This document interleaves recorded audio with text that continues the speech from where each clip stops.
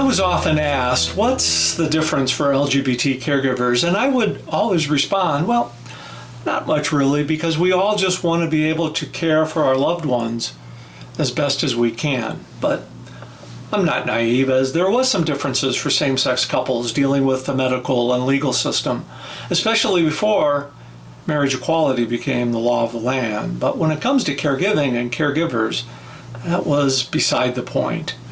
One of the many things that I learned during our caregiving experience is that caregiving is the one social issue that brings people together from diverse backgrounds, different cultures, and different beliefs. That's because caregiving is indiscriminate.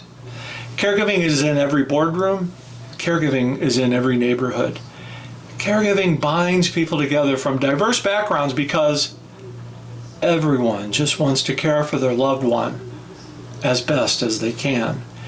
Caregiving is often, if not always, an unplanned event for everyone.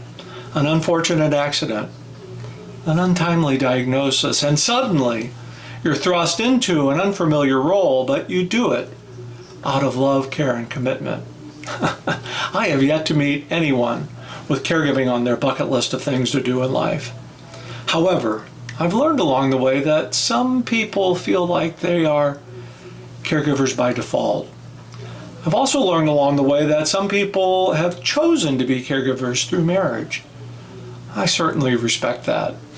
I was fortunate to care for somebody that I truly loved.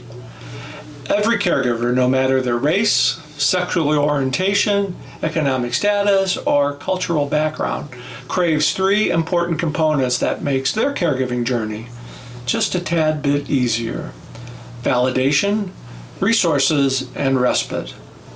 Validation that you're not alone doing the best that you can. Trusted resources that help you get through your caregiving day. Respite care for both the caregiver and the care partner, as it's okay to admit that caregiving can be hard. The most important thing that happened to me during my caregiving experience was I found an outlet to share my caregiving story. That's where I found the validation I needed, the trusted resources that were so important to me and my loved one, and the permission to find respite care.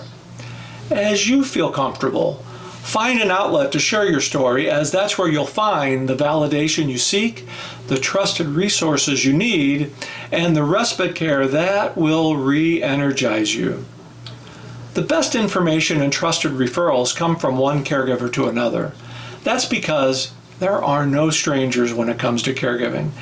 Every caregiver understands where you've been and where you're going, regardless of race, orientation, or economic status.